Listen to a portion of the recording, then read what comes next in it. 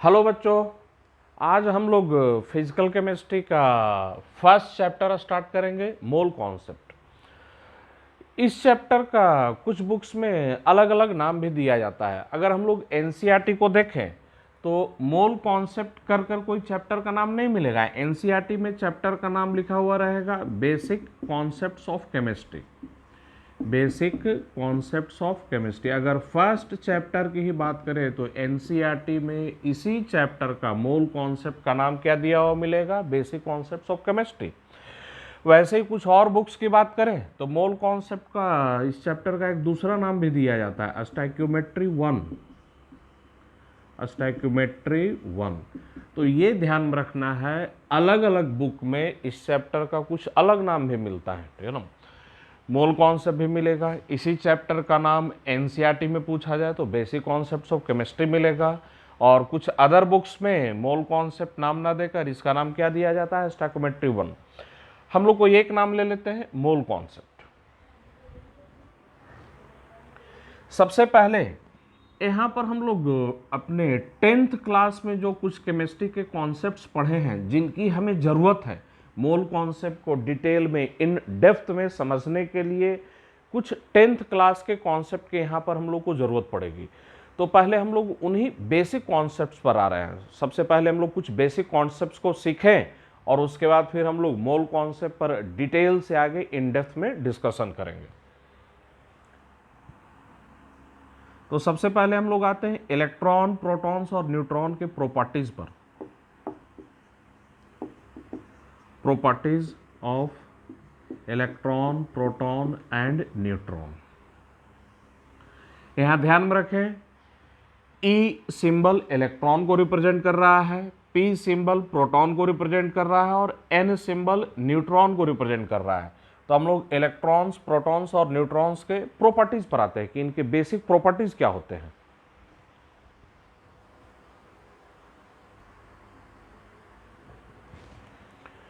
जैसा कि आप लोग देख रहे हैं टेबल में, इन तीन पार्टिकल्स, इनको हम लोग फंडामेंटल पार्टिकल्स भी बोलते हैं। एटम्स के अगर पूछा जाए कि फंडामेंटल पार्टिकल्स कौन कौन से हैं, तो एटम्स के तीन फंडामेंटल पार्टिकल्स, एक इलेक्ट्रॉन, दूसरा प्रोटॉन और तीसरा न्यूट्रॉन। इन तीनों फंडामेंटल पार्टिकल का मास और चार्ज, ये डाटा जो है हम लोग को अपने माइंड में सेट कर कर चलना है। इलेक्ट्रॉन का मास कितना होता है, उस पर चार्ज कितना होता है, ठीक है ना। तो हम लोग वन बाय वन थोड़ा डाटा का एनालिसिस करें, ठीक है ना। डाटा का एनालिसिस करें। इलेक्ट्रॉन का मास 9.108 इंटू 10⁻31 kg, ठीक है ना। प्रोटॉन और न्यूट्रॉन के मास अगर हम लोग चेक करें तो प्रोटॉन और न्यूट्रॉन का मास अप्रोक्सीमेटली बराबर है। ये प्रोटॉन का मास 1.672 और न्यूट्रॉन का मास 1.675, तो 672 से बड़ा है। तो एक पॉइंट ये भी याद रखना है, प्रोटॉन और न्यूट्रॉन का मास अप्रोक्सीमेटली सेम होता है, लेकिन न्यूट्रॉन का मास प्रोटॉन के मास से स्लाइटली ज़्यादा होता है। Neutron is slightly heavier than proton. उसके बाद हम लोग चार्ज की बात करें तो इलेक्ट्रॉन और प्रोटॉन पर चार्ज का मैग्नीट्यूड सेम होता है। इलेक्ट्रॉन पर निगेटिव चार्ज, आगे माइनस साइन लगा हुआ है यहाँ पर, और प्रोटॉन पर कैसा चार्ज होता है हम लोग का? Positive charge. तो हम लोग लिखते हैं मास का सिंबल हम लोग यहां पर ब्रैकेट में m से रिप्रेजेंट कर दे रहे हैं। ये एम पी कर कर लिख दिए, ये हो गया प्रोटॉन का मास, और ये एम एन कर कर लिख दिया गया। एन सिंबल न्यूट्रॉन के लिए, पी सिंबल प्रोटॉन के लिए। तो प्रोटॉन और न्यूट्रॉन का मास अप्रोक्सीमेटली बराबर है, ठीक है। लेकिन प्रोटॉन न्यूट्रॉन का मास प्रोटॉन के मास से स्लाइटली ज़्यादा है। मास of neutron is slightly more than mass of proton. Mass of proton. Mass of neutron is slightly more than mass of proton. अब इलेक्ट्रॉन और प्रोटॉन के मास में कंपैरिजन करें हम लोग तो न्यूमरेटर में प्रोटॉन का मास रखा जाए और डिनोमिनेटर में इलेक्ट्रॉन का मास रखा जाए और ये रेशियो निकालें, ठीक है ना।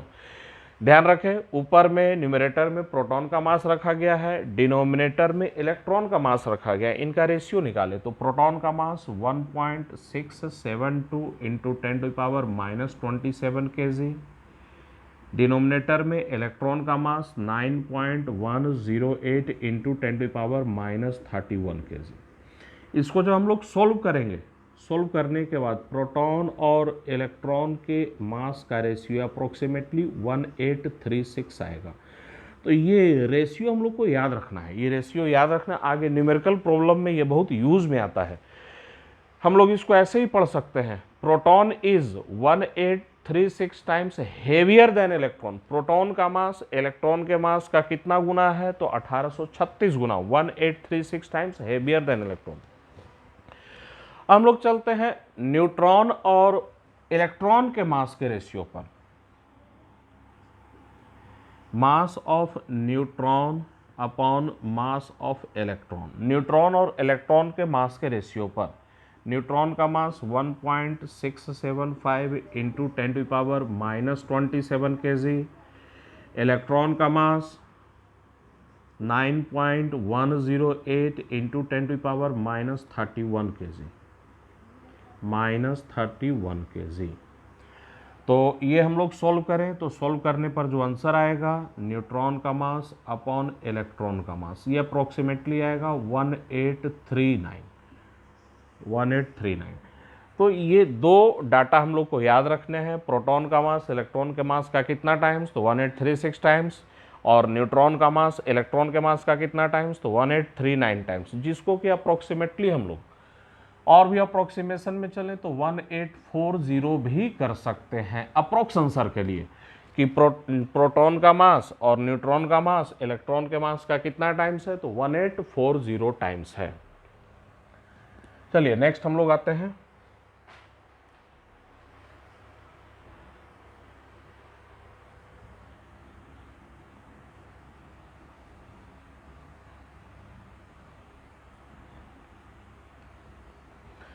टेंथ क्लास में आप लोगों ने एटॉमिक मास यूनिट पढ़ा होगा, तो हम लोग यहाँ भी 11th में एटॉमिक मास यूनिट पूरा इन डेप्थ में स्टडी करेंगे। लेकिन अभी समझने के लिए एटॉमिक मास यूनिट का वैल्यू बताया जा रहा है, तो अगर आप लोग को याद होगा तो बताइए 1 AMU कितने के बराबर होता है, तो 1 AMU होता है 1.66 इंटू 10⁻⁻27 kg। ये 1 AMU का वैल्यू है, ये भी हम लोग को याद रखना है।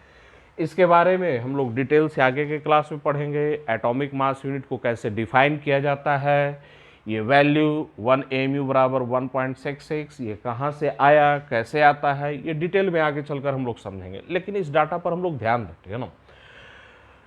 प्रोटॉन का मास कितना है, तो प्रोटॉन का मास है 1.672 इंटू 10⁻⁻27 kg, और न्यूट्रॉन का मास कितना है, तो 1.675 इंटू 10⁻⁻27 kg। न्यूट्रॉन का मास 1.675 इंटू 10⁻⁻27 kg। अगर इन तीनों वैल्यू को हम लोग साथ में देखें तो हम लोग तो ये बोल सकते हैं प्रोटॉन का मास, न्यूट्रॉन का मास और 1 AMU लगभग बराबर है, अप्रोक्सीमेटली बराबर है। तो ऐसे भी याद रखना है ना, एक प्रोटॉन का मास 1 AMU के बराबर होता है अप्रोक्सीमेटली, न्यूट्रॉन का मास भी अप्रोक्सीमेटली 1 AMU के बराबर होता है। तो therefore mass of proton approximately equal to mass of neutron, और ये अप्रोक्सीमेटली कितने के बराबर, तो 1 AMU के बराबर। तो यहाँ पर बेसिक कॉन्सेप्ट्स में हम लोग को कुछ बातों को जो ध्यान में रखना है उसको मैं रिवाइज करता हूँ। प्रोटॉन और न्यूट्रॉन का मास अप्रोक्सीमेटली बराबर होता है, लेकिन न्यूट्रॉन स्लाइटली हेवियर होता है, slightly heavier than proton. Proton का मास इलेक्ट्रॉन के मास का कितना टाइम्स होता है, तो 1836 टाइम्स होता है। न्यूट्रॉन का मास इलेक्ट्रॉन के मास का कितना टाइम्स होता है, 1839 टाइम्स होता है।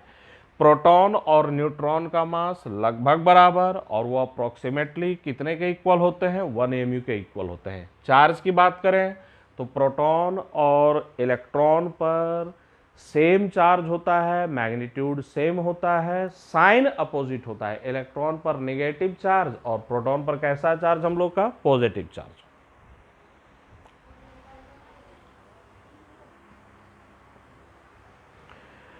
नेक्स्ट हम लोग कुछ फंडामेंटल्स पर आते हैं। एटम का रिप्रेजेंटेशन, कि एटम को हम लोग रिप्रेजेंट कैसे करते हैं।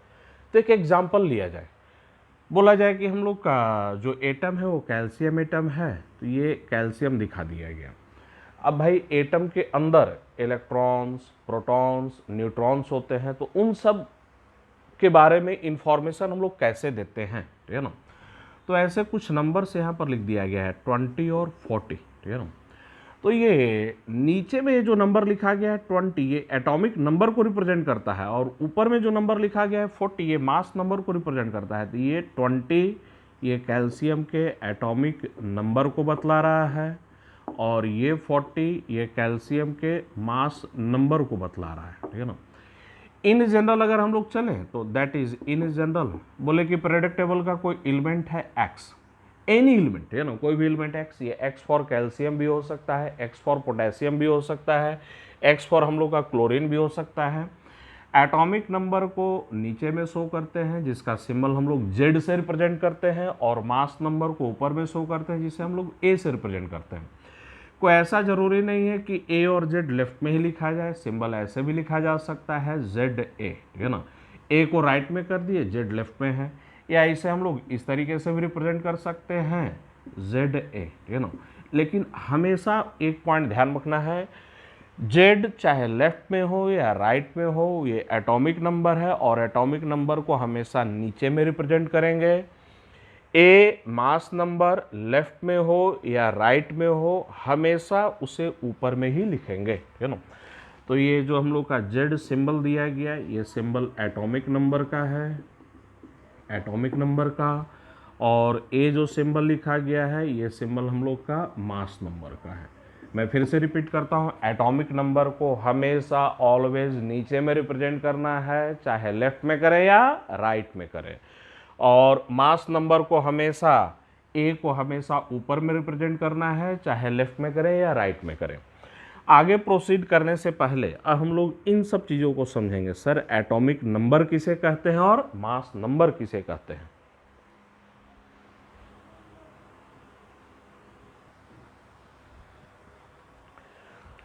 हम लोग अब सबसे पहले एटॉमिक नंबर को समझते हैं। एटॉमिक नंबर किसे बोला जाता है? तो किसी भी एटम के न्यूक्लियस में जितने भी नंबर ऑफ प्रोटॉन्स होते हैं, उसी नंबर ऑफ प्रोटॉन्स को हम लोग एटॉमिक नंबर कहते हैं। मतलब सिंपल तरीके से बोला जाए तो एटॉमिक नंबर कितने के बराबर होता है? तो नंबर ऑफ प्रोटॉन्स के बराबर होता है। तो it is defined as number of protons present in the nucleus, present in the nucleus। number of protons, number of protons, तो अगर इसको हम लोग शॉर्ट में लिखें that is atomic number Z equal to number of protons, ये number of protons के बराबर है। तो हम लोग का जो एटॉमिक नंबर होता है ये नंबर ऑफ प्रोटॉन्स के बराबर है। तो अभी एक एग्जांपल हम लोग लिखे थे कैल्शियम 2040, ठीक है ना। ये 20 एटॉमिक नंबर को बतला रहा है, तो इसका मतलब एक इंफॉर्मेशन दे रहा है कि इस एटम के न्यूक्लियस में 20 प्रोटॉन्स हैं, ठीक है ना। तो हमेशा ध्यान रखना है एटॉमिक नंबर किसके बराबर होता है? नंबर ऑफ प्रोटॉन्स के बराबर होता है। और न्यूट्रल एटम या न्यूट्रल मॉलिक्यूल के केस में एट नंबर ऑफ प्रोटॉन्स और नंबर ऑफ इलेक्ट्रॉन्स इक्वल होते हैं। फॉर न्यूट्रल एटम और मॉलिक्यूल, न्यूट्रल एटम और मॉलिक्यूल के लिए, बस न्यूट्रल वर्ड के लिए, न्यूट्रल के लिए, किसी चार्ज स्पेसिस के लिए नहीं, फॉर न्यूट्रल एटम और molecule number of electrons equal to number of protons. तो मैं फिर से रिपीट कर रहा हूँ, इलेक्ट्रॉन की संख्या और प्रोटॉन की संख्या दोनों का नंबर इक्वल होता है, लेकिन ऑलवेज नहीं, सिर्फ और सिर्फ न्यूट्रल एटम या न्यूट्रल मॉलिक्यूल के लिए। हम लोग आते हैं मास नंबर पर। मास नंबर किसको कहते हैं? तो किसी भी एटम के न्यूक्लियस में प्रोटॉन्स और न्यूट्रॉन्स की जो नंबर या जो संख्या होती है उनका सम, उसी को हम लोग मास नंबर कहते हैं। तो it is defined as sum of number of neutrons and protons present in the nucleus, present in the nucleus। तो किसी भी एटम के न्यूक्लियस में प्रोटॉन्स और न्यूट्रॉन्स के नंबर का सम, उसी को हम लोग क्या बोलते हैं? Mass number. तो इसको और हम लोग सिंपल तरीके से लिखें तो mass number A equal to number of neutrons plus number of protons. तो आगे न्यूमेरिकल्स के लिए कुछ बातों को हम लोग बिल्कुल माइंड में सेट कर कर चलना है। नंबर ऑफ प्रोटॉन्स किसके बराबर? तो एटॉमिक नंबर के बराबर। न्यूट्रल एटम या न्यूट्रल मॉलिक्यूल के लिए नंबर ऑफ इलेक्ट्रॉन्स और नंबर ऑफ प्रोटॉन्स बराबर होते हैं, और न्यूट्रॉन और प्रोटॉन का जो सम होता है उसी को हम लोग क्या बोलते हैं? मास नंबर कहते हैं। अब यहाँ पर फोकस करते हैं, ये नंबर ऑफ प्रोटॉन्स किसके बराबर होता है? तो एटॉमिक नंबर के बराबर होता है। तो therefore number of neutrons, number of neutrons हम लोग कैसे निकालें? तो mass number minus number of proton, इसको इधर लाकर सब्सट्रैक्ट कर दे। मास नंबर का सिंबल है ए से, और नंबर ऑफ प्रोटॉन्स वो एटॉमिक नंबर के बराबर, जिसको हम लोग जेड से रिप्रेजेंट कर रहे हैं। तो नंबर ऑफ न्यूट्रॉन्स कैसे निकालेंगे? ए माइनस जेड। तो नंबर ऑफ न्यूट्रॉन्स निकालना है तो ए माइनस जेड। फिर से रिपीट करते हैं आगे। अब हम लोग कुछ क्वेश्चन से इसको समझेंगे। ये जो अभी का कॉन्सेप्ट हम लोग पढ़े हैं इसको कुछ क्वेश्चन से हम लोग समझेंगे। Number of protons atomic number के बराबर है, हमेशा ध्यान में रखना है। Number of electrons atomic number के बराबर नहीं, ठीक है ना। नंबर ऑफ प्रोटॉन्स वो एटॉमिक नंबर के बराबर होता है। न्यूट्रल एटम या न्यूट्रल मॉलिक्यूल के केस में नंबर ऑफ इलेक्ट्रॉन्स और नंबर ऑफ प्रोटॉन्स बराबर होते हैं, और न्यूट्रॉन और प्रोटॉन का जो सम है, न्यूट्रॉन और प्रोटॉन का सम, उसको हम लोग मास नंबर कहते हैं। नंबर ऑफ न्यूट्रॉन्स निकालना है, नंबर ऑफ प्रोटॉन्स को इधर लाकर सब्सट्रैक्ट कर दें तो mass number A minus number of protons, किससे? जेड से। तो अगर न्यूट्रॉन का नंबर निकालना है तो ए माइनस जेड। हम लोग आते हैं कुछ क्वेश्चन पर।